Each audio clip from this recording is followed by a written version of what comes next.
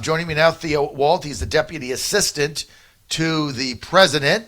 He is involved in our immigration programs. Theo, great to have you. Thanks for having me back, John. It's always good to talk with the Oracle. Thank you.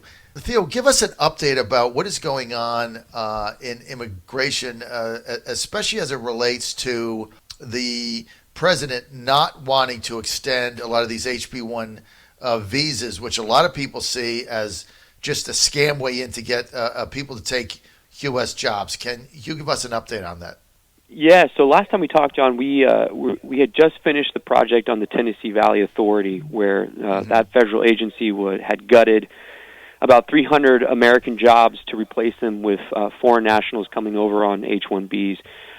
We shut that down, and we got those workers reinstated to their jobs. And in fact, another good news story that the fake news never reported on, GE, which had an agreement with the Tennessee Valley Authority to build 6 massive electrical generators, they were building those over in Poland and Eastern Europe. When this whole thing unfolded with the president taking tough action like he did with TVA, GE and TVA announced that they were bringing those generator contracts back to the United States and that they'll be built and fabricated with the arms and the muscle of American working men and women here in the United States. So that was big news. But to your overall question, yeah, we've got a whole slate of regulations coming forward on reforming the H-1B. Because, look, most people get this when they understand how the program works, who profits, mostly the tech barons out in California. Most people can see it that it's a fraud. I mean, the H-1B program was supposed to be temporary. It was created in the early 1990s. It's been now with us for 30, 40 years, never been updated. The fraud provisions have never really been enforced except for under this president. So it's all kind of a scam, and it's really been cannibalizing the American workers' opportunities for 3 decades. So we've got a whole slate of regulations that we're going to be announcing here in the next couple of weeks that will not only turn the program around, but also finally bring some accountability to the people who look to hire American foreign nationals over American workers first. Why, Theo, why are we still fighting this battle? Why are there so many people that just in Congress and many others that just don't understand this issue and want to continue to fill the United States with these special visas taking U.S. jobs? Why are we still fighting this battle?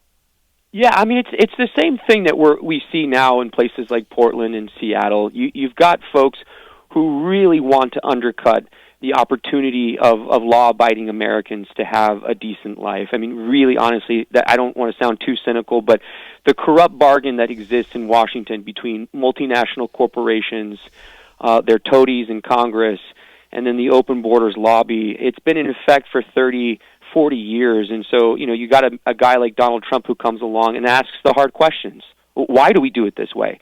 Why do we undercut our own workers' opportunities for advancement? Why are we foreclosing the opportunities of American college graduates to get good-paying jobs? And, look, people don't like the tough questions, and they certainly don't like the tough answers that President Trump has delivered. So we're still fighting this for 30, 40 years because the American people have been under the thumb of this corrupt bargain for far too long. And I think the thing with President Trump is he engaged the battle from the word go in 2017. It's been a slow slog to make progress because we've been sued, we've had our own party undercut us in Congress, and the president has had to fight the fake news every step of the way. So, but the good story here for your listeners to know is we're winning. We're winning. I tell you what, it's been a long battle, Theo. Even to get people like yourself that are in a position to advise the president that understand this issue has been one of my biggest frustrations because, before the president, we had all these visas, and every time you'd try to interview, I'd get a Republican congressman or senator on the phone. All they told me is about, we need these visas to fill these jobs, and people can't find labor. And then you dig into it, and what you find out is they're taking U.S. jobs, taking 50% of the pay. You had instances in various companies, Theo, as you know, where American workers would train their foreign visa counterparts who were coming in taking half their rate, and they would train them and then get fired. I mean, what kind of a country is it? Who would do that to their people, Theo? Yeah, I mean that's exactly it, John. I mean, only a corrupt elite who want to demoralize the people they supposedly govern would do that. And honestly, I it's by the grace of God I am in the administration, because I can guarantee you I come from a working class family, son of a carpenter. No one like me was around advising Barack Obama. Certainly, no one was like me was around advising George W. Bush. It's really a testament to someone like Donald Trump that there are folks like me and so many others who are in the room who can say, look, my family was punished or burdened with these kinds of asinine policies. It's time they go. And to your point about members of Congress, look, for people who are listening, we have about 196 separate visa categories in the current legal immigration system. We've got a special visa that exists on the books. It's been there since the 80s for ice dancers who perform on cruise ships. Every special interest under the sun has their lobbyists, has people advocating for them in Congress, and it's reflected in our immigration visa system.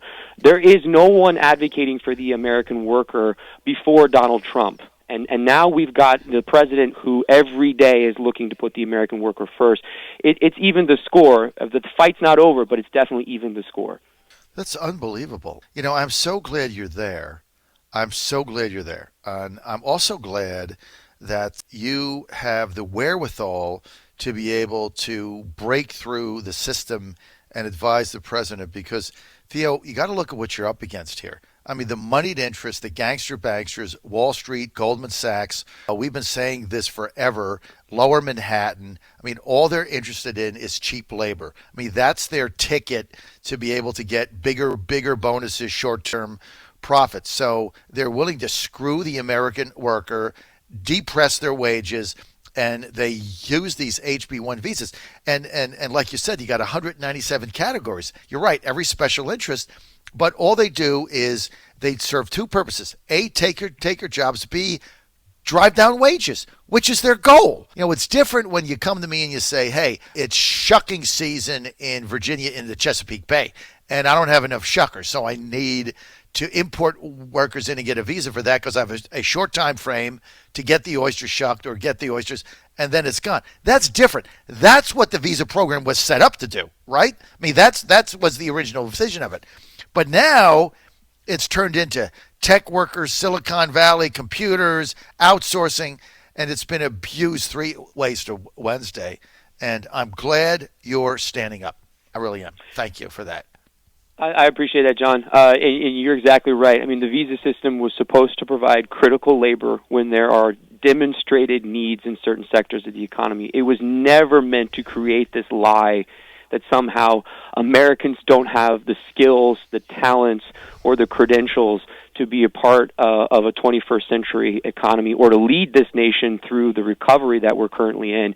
And one thing I'd add to your laundry list that people need to be very clear-eyed about is the same people who want to import cheap foreign labor to replace American workers are the same people who are happy to see information technology, our national security secrets, and any of our intellectual property brought back to China, because a lot of the foreign national workers who are coming in under these visa programs are Chinese nationals who are have direct and known links to the Chinese Communist Party, who take our intellectual property, our business secrets, how we do things, how we run our nuclear power system, and they bring it back to China. So we're not only undercutting our own people, we're enriching our strategic adversary at the same time. Where do we go from here? Because the bottom line is that we still have these visas. The president's trying hard in order to get rid of them, but you still have the special interest. How are you going to fight them? Yeah, I mean, I think the most important way that anyone can fight the swamp for anyone in this country is to cast a vote and to give the president a mandate. I mean, in a democracy like ours, the people get to put their stamp of approval or rejection on policy when they cast that vote. So if the president receives a mandate, as you were just discussing before we started this conversation, if he gets a mandate from the people, not only is the swamp going to be on the run, but the president will have room to maneuver and to finally impose his will on the nation's immigration system. And look, the last time we had any kind of real reform where we took a hard look under the hood at what kind of engine we have, what we're driving with here, was in 1963, before we put a man on the moon. So a lot has changed. Anywhere in the world, a lot has changed. And yet we've got the same static system that over time the special interests have just, grafted this little giveaway, grafted that giveaway on top of. So how do we continue this fight? People they've got to give the president the mandate to pursue the agenda that he has said since 2016 he wants to see for this country. And then in the meantime, it's just going to be a firefight every step of the way. And that's what, me and a lot of my colleagues were engaged in every single day, is telling the swamp no, and telling the swamp what the president wants to see. I tell you what, I've been following this issue. Theo Wold with us. Theo is Deputy Assistant to the President on Immigration, working on these visas. Theo, I've been following this issue. I've been an advocate of fighting these scam, what I call them scam visas, to just drive down U.S. worker blue-collar wages, now tech wages, forever. I'm 62 years old. Never in my lifetime did I think I'd have an ally like both yourself, the President, Peter Navarro. I mean, I just never thought it would happen, because there's so much money involved here. I mean, because it drives down wages. And so the gangster of banksters in Goldman Sachs, Wall Street, all they look at is cost of production. And they have scammed these visas, just like the whole globalist movement has been to scour the earth in search of the cheapest labor possible. They don't care where it comes from. I mean, look, they're still buying things from the Chinese that are made by the Uyghurs, that if they don't meet a production level at the end of the week, they get shot. They're still buying from them. I mean, it's incredible what is going on out there. I want to bring in Den Black. Den is president of, what was it, Den? The Delphi Salary Retirees Association. And Den, you've got some big news, right? Very, very big news. For the last 10-plus years, 20,000 Delphi non-union employees have been fighting to restore the needlessly terminated pension benefits that they had earned over lifetime of work for General Motors Delphi. And that was needlessly taken and terminated to the Pension Benefit Guaranty Corporation during the GM bailout chaos that occurred back then. And that was driven, unfortunately, by the Auto Task Force set up by the Biden-Obama administration. We have gone through untold efforts in litigation and so on. And also, just recently, the big news is that the Trump administration is looking very, very seriously at stepping in to restore those needlessly taken pension benefits that have caused egregious damage to over 20,000 working Americans since 2009. Bankruptcies, foreclosures, mental breakdowns, family breakups, and even suicide. All needlessly because of the actions of the Biden-Obama administration. So that news just hit yesterday that our most aggressive Congressman Michael Turner in the Dayton area has worked with the Obama administration, Peter Navarro, and many other people in the West Wing.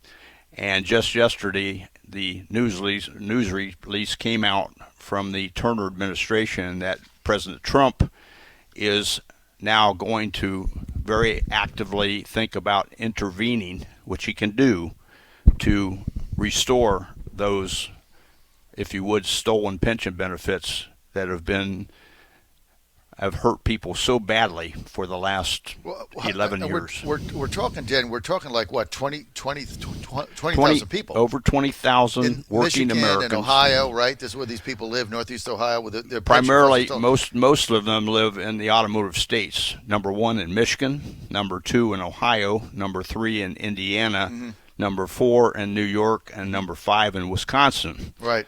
So you will find that this is now getting a lot of play. Peter Navarro is out there making audio interviews on various media channels now, in response to this news release that came out just yesterday. So, and Obama, Biden had the chance, right, to do something, and they didn't do anything. They didn't do anything about it. They absolutely. just threw their hands up. In fact, we had a video from Mr. Biden back in 2014, I think, when he was in Northeast Ohio. He was interviewed on the local TV station then about this, because we have a large organization that has been fighting for this for 11 years. And he was asked about that. We have that video. In fact, it was shown to the president on Air Force One on Monday this last week. And it was Biden saying, the PBGC, the Pension Benefit Guaranty Corporation, is an independent agency, and we really have no ability to influence that. Well, in fact, they did, because the Auto Task Force told the PBGC what to do. And now the bottom line is this has finally gotten to the president. He's going to intervene. But Theo, Wold, I just want to bring you back. This is just another example of action. I mean, these are 20,000 pensioners that got their pension basically robbed during the Obama administration with the GM bailout. They just took their pensions away. These are people that have paid into it for forever. They were 28,000. 8,000 of them have died, so they got 20,000 remaining. But it was the president, again, who actually intervened to get something done where, when Biden had the chance to do that, they just threw up their hands and said, we can't do anything about it. Meantime, you got all these families that were pending on a pension, Theo, didn't get it. This is just another example of what your guys are doing and that they're to just help working people. Yeah, just one more quick comment about that. And we never have begrudged our union counterparts, but another piece of this story is the Obama White House kept our union counterparts whole, so when their pension was terminated to the PBGC, anything they lost was made up with what's called a top-up payment. Yeah. And we never needed a top-up payment because our pension never was underfunded, but it was terminated anyway, and it's been 11 years of blood, sweat, and tears. But Mr. Trump, once again, for the working man, is getting into it. It's getting it done. Theo, Wold, I'm going to give you the final word. Yeah, honestly, gentlemen, that's the whole story right there, right? The first part being the Democrats could have resolved these problems. They could have focused in on the concentration camps in Western China. They could have told the Chinese, stop flooding our market with cheap, stolen goods. They could have taken a position that would have protected the American worker during the Great Recession in 2008, 2010. Instead, they made this corrupt bargain with multinational corporations, and they put us, the people, last. And so now we finally got a champion in the White House who's pushing on all fronts, as I said, to put the American worker first. I think we want to keep the work going. And I honestly couldn't be more proud of what the president's accomplished in 3.5 years. Theo, keep up the super work. So happy you're there. And like you said, my father was a blue-collar worker. He punched the clock as he got up, punched the clock, came home, and never went to college, provided for his family. That's been a backbone of America. Your father was a carpenter. I think that's why we have a better understanding of working people. And thank you, Theo. Always great to have you on. Thank you so much, Theo Wold. Thank you. John Fredericks Radio Network.